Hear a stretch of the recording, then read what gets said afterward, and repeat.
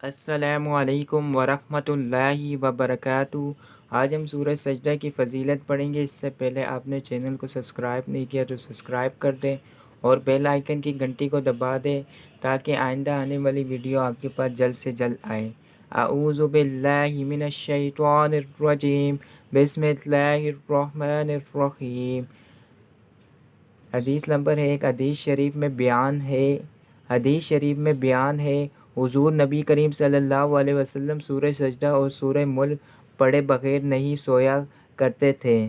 حدیث نمبر 2۔ حدیث شریف میں ہے کہ سورہ سجدہ قیامت کے دن اس طرح آئے گی کہ اس کے 2 بازو ہوں گے اور اپنے پڑھنے والوں پر پردہ کرے گی اور فرشتوں سے کہے گی کہ اس شخص پر کوئی راستہ نہیں، یعنی اس کو مت پکڑو، اسے چھوڑ دو۔ سورہ سجدہ اور تبارک الذی دیگر صورتوں پر 60 نیکیاں زیادہ رکھتی ہیں۔